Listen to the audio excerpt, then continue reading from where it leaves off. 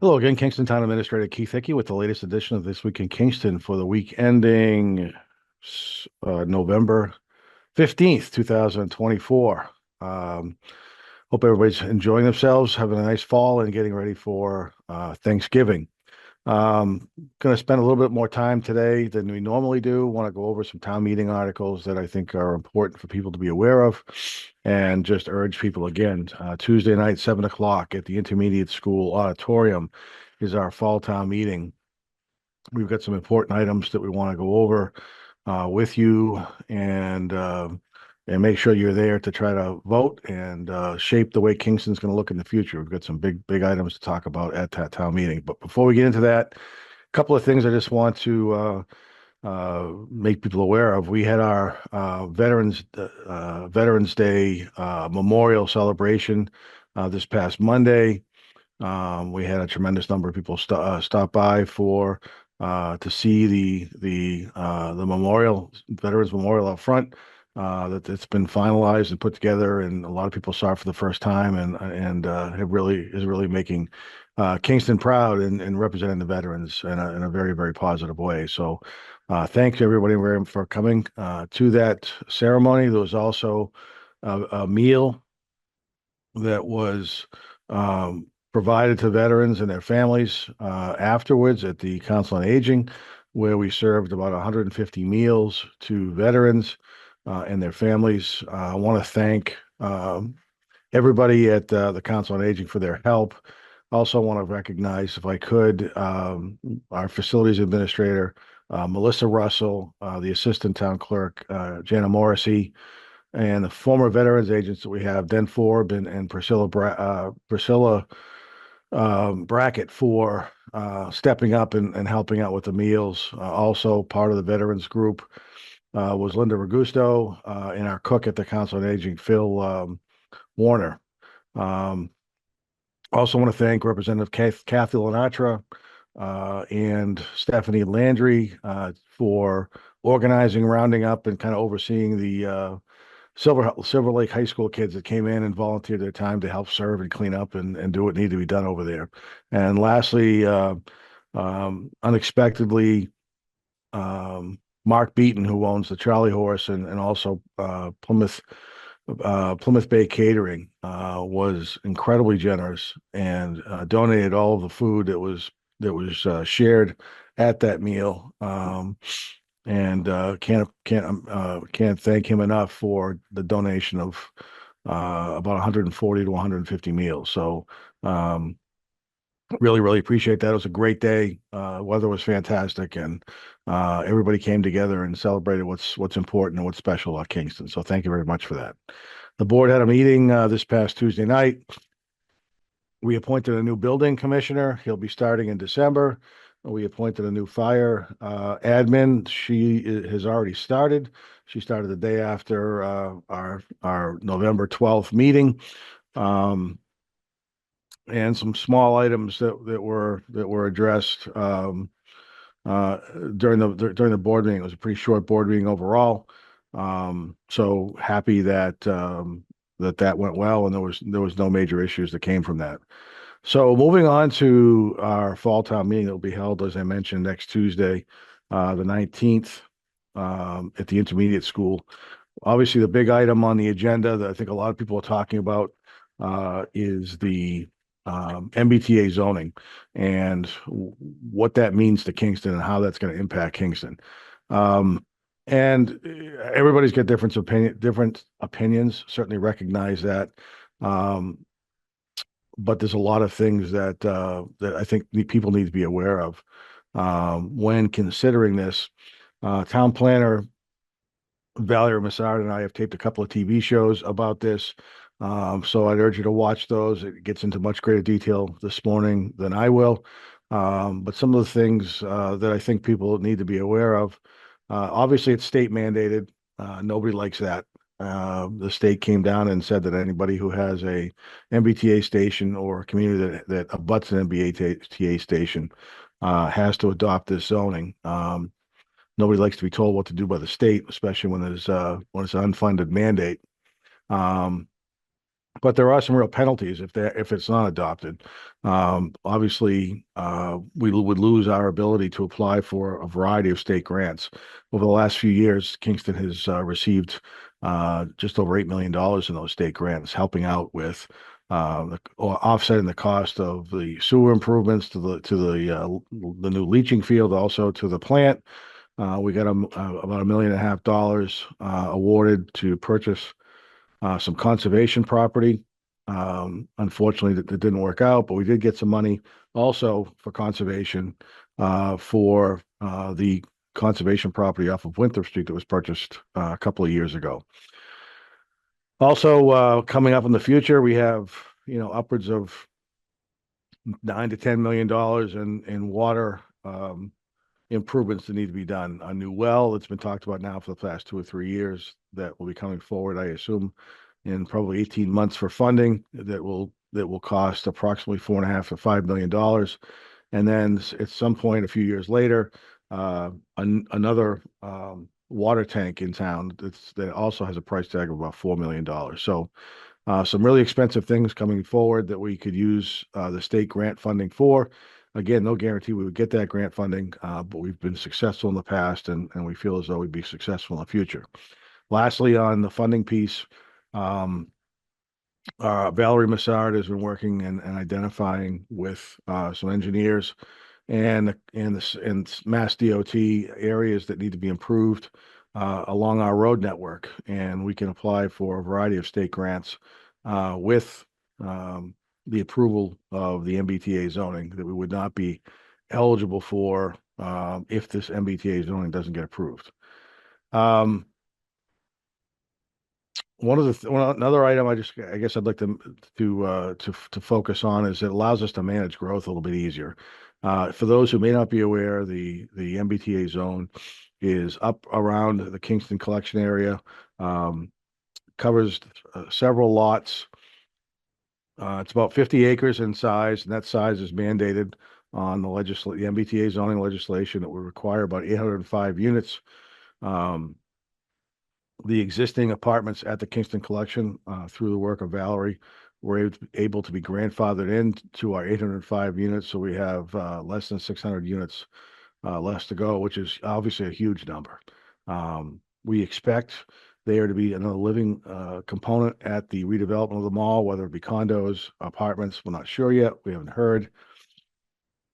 But adopting this MBTA zoning would allow us to manage that growth in areas that have infrastructure in place to either address the needs that we have there, or the infrastructure could be upgraded to meet the needs. For example, if there were some additional housing units in the MBTA zone built, and we needed to expand the travel ways in and out of those areas up to the mall, we could do that at the developer's expense. There may be a need to expand the water and sewer offered up there. We could also do that at the expense of the developer. All those resources are there now and may provide an adequate enough service to not need to do those upgrades. But if they are upgraded, they'd be done at the developer's expense. They're also going to be developed in an area that's already developed. The MBTA zone, as being proposed, is completely developed already, whether it be the mall, the car dealerships. We have some self-storage units out there and a couple of businesses as well. Those properties would need to be redeveloped if additional housing was to be built. Again, the MBTA zoning requires the town to provide the area to allow for, in Kingston's case, the 805 units, which is again a calculation based on the MBTA zone. The properties that we've identified have already been developed. So the likelihood of all those properties being redeveloped into housing, I think, is slim. Could it happen? Sure. I think, as I mentioned earlier, housing will occur, I believe, with the redevelopment of the mall in some way. If we don't adopt the MBTA zoning, we lose our ability to manage some of that growth and keep the character of that growth to something that Kingston is willing to accept and fits in with the character of the community that already exists. if it doesn't get approved, you've got potential development going on in different parts of town that we may not have nearly as much control over as part of the development. And again, lastly, and I think you'll see this certainly discussed briefly maybe at the fall town meeting, but certainly will be discussed at the spring town meeting, because we have a water moratorium. We've had a significant decrease in the amount of new growth that we have. What that new growth allows the community to do is to fund some of the increases in costs that we see, just like you see in your home budget, whether it be electric, oil, gas, different materials and supplies that we purchase on an annual basis that continue to go up in price. Our new growth was almost $1.8 million a couple of years ago. We're estimating our new growth this year is about $350,000. So, a significant drop in growth means we can't spend nearly $1.4 million that we could have spent if the new growth was there, which impacts the services we're going to be able to provide next year unless there's a Proposition 2.5 override. So we're trying to avoid that, obviously. With the override, the Board of Selectmen, the Finance Committee have given the Superintendent of Schools and I the instructions to present a budget with a 4% increase in spending. And by providing a budget with 4% increase in spending, there would not need to be a Proposition 2.5 override. It does mean, obviously, that some of the services we provide may be impacted to some degree. We'll try to keep those as minimal as possible, but those are the types of things we're looking at with a reduction in new growth, and an impact on the long-term financial stability of the community. And the MBTA zone would help provide some financial stability by having those grant funds available to us to offset projects that we know we're going to have to do, whether there's growth in the community or not. So kind of went on a bit of a tangent on Article 1 with the MBTA zoning, but it's an important article. It is the first article that'll be heard. So if you are planning on coming to the town meeting, please try to get there by 7 o'clock so we can get the meeting started and you can participate and hear all of the conversations and debate that goes on at that meeting before you cast your vote. So moving on, once we finish that up, we've got some prior year bills. There's the warrant shows prior year bills of $9,100. There's some additional bills in the amount of over $5,000 from the school. So the total warrant will be proposed to be amended to about just over $14,000 to request those to be paid. We have the school department has been able to has become eligible for the mass building grant for the replacement of the elementary school roof. So we're requesting $60,000 to do a study on the type of repair work that needs to occur at on the elementary school roof. It's a requirement, excuse me, of the state program. It identifies and develops a scope for the work, and then I assume the school will be coming forward next spring with a request to fund the replacement of the elementary school roof. That school roof funding, if approved, would be reimbursed at this point, I think at 53% of the cost by the state mass building aid. Moving on, we've got an additional $173,000 in funding requests for the police department. Most of that is training and some overtime to cover the training. To get the police department more up to speed on the training that's needed to keep our officers well trained and safe on the streets and protect the public as best they can. We've got $1 million request from the water department to do the preliminary work for the development and construction of a new well. This work will take 18 or so months, and you'll see a town meeting warrant article, I assume, on the ballot in the spring of 2026. To construct a new well so we can get our moratorium lifted and get some of the projects that are waiting for that well underway and on the tax rolls. Article 7 would be to fund an additional $25,000 to our employment liability reserve, and that employment liability reserve pays out employees who have accrued vacation time, and some of the older employees who have been here before we changed the policy, if they've got accrued sick time, they get accrued sick time paid out as well. So we've had some unexpected retirements in fiscal 25. We have expended all those funds, or will by the end of the year, and need an additional $25,000 to pay out the employees who will be retiring between now and the end of June. Our capital projects. Uh, we have some additional funds that we're requesting, $1.377 million. The bulk of that is for a new fire engine. The reason to bring that forward in the fall instead of the spring was, over the past several months, the fire department has learned that the waiting period for fire engines or fire equipment, in most cases, has now reached over 3 years. What that means is you've got to wait 3 years for the delivery of the truck from the date you ordered it. That's increased about 6 months from last spring. There's a need to replace a fire engine, or there will be in 3 years.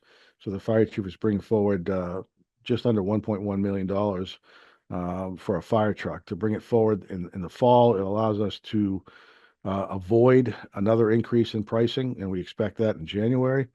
The fire chief has mentioned that this price has gone up between $200,000 and $300,000 in the past 2 or 3 years. We've replaced the last engine, so trying to be fiscally responsible, the avoid the cost increase that will come into effect in January. This will be a lease of some kind in the future, but if we can get approval in November, we'll be able to order that truck and avoid the price increase. The last two items, we have $76,000 in the playground repairs. I think everybody's aware that the school playground failed its inspection in September. It's been closed since, so we're trying to raise and appropriate the $76,000 to get those repairs. I do expect an amendment on the town meeting floor to reduce that $76,000. The school department and a lot of the volunteers and parents have done a great job at doing some fundraising for this playground. My understanding is they've raised probably a third of the money, $25-ish thousand that they'll be able to put towards the cost of the playground. So I expect to see some sort of an amendment at town meeting to reduce the $76,000 that's being requested to be funded down to somewhere closer to the $50,000 to $60,000 range. So we're thrilled about that. And the last item is $60,000 to replace the docks down at the Idina. Those docks right now there's some docks that are left that are wooden, pressure treated docks that are starting to fail. In the past couple of years, we've replaced a number of those docks with a metal material dock that lasts longer, is more stronger to work with, and probably safer to walk on. So looking to replace the remainder of the wooden docks with the steel docks, or the galvanized steel docks down there. So that's $60,000. All that money's coming from the waterway funding, so there's no cost to the taxpayers to do that. So we're happy about that.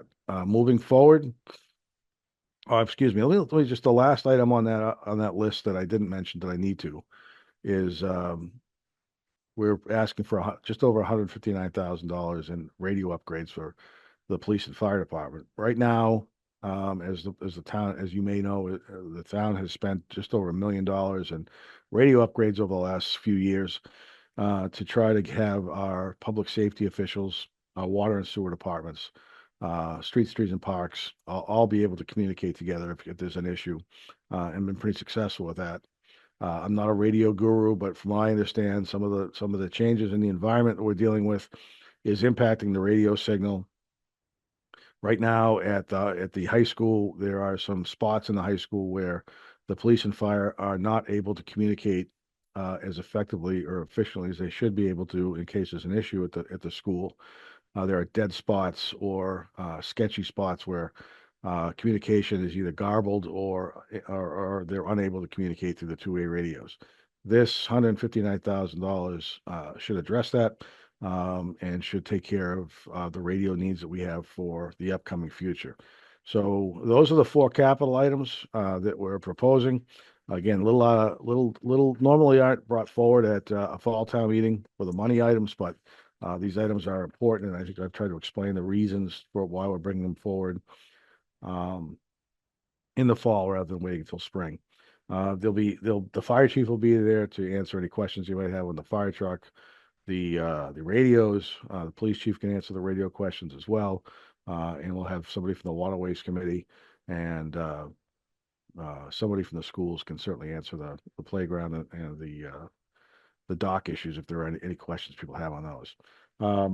Article 8, we're asking for the authorization to basically get a letter of credit of $400,000 with the Massachusetts Department of Health for a septic system betterment program. What this program is, and the town has taken advantage of it. Several years ago, the town authorized the initial $400,000. That $400,000 is used. People can apply for basically a loan to have their septic system replaced in kind. If they're eligible and they qualify, the septic system gets replaced, and they repay that debt just like a loan, and it allows those people to take care of their failing septic system if they can't afford to do it themselves, which is good for the environment, obviously, and gives them a break and helps them take care of that through a loan program. We've expended all of the $400,000 from the initial program. We need to authorize an additional $400,000, so that's why we're requesting this $400,000. The rest of the items, there's no cash request for these. The police department is asking to increase the maximum retirement age for a special police officer, 70 years old. They can help out with details, things of that nature. The police chief will be there to answer any questions anybody has on that. We want to amend the zoning bylaw to eliminate the residential development scheduling. That portion of the bylaw is now outdated, so we're just looking to replace that. We've got some small amendments to the wage and personnel bylaw, looking to add a building commissioner position is the biggest issue. And then we've got a piece of property, the surplus property the town owns that the Conservation Commission has asked to have deeded to them, so they would have the oversight on that to allow them to build a parking lot next to an existing piece of conservation property. Looking to reduce the Waterfront Committee from 7 members to 5.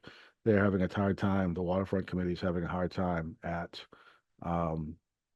getting a quorum with 7 members. So if they reduce it to 5 members, they're more likely to have a quorum show up at their meetings. So that's what that's for. And then lastly, the Recycling Committee is looking to modify the public health and sanitation bylaw. So there's that, all of that is printed in the handout that we've done and explains what they're trying to do and why. The town meeting handout is online on the town website. If anybody wants to take a peek at it and read through it before they get to town meeting, it provides some good information on what we're asking for and why. It will also be available at the town meeting.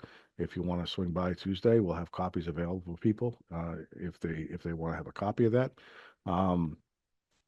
And again, we urge people to take a look at all the information we have out there on the MBTA zoning and other town meeting information we have on our website. That's www.kingstonma.gov. If you have questions between now and next Tuesday, again, please feel free to reach out. I'd be happy to try to answer those questions. If I can't answer them, I'll get you to somebody who can. So again, pretty important town meeting this year. The MBTA zoning really is going to affect the town for years to come, no matter which way we vote on it. So I just urge people to be aware and knowledgeable about what a yes or a no vote means.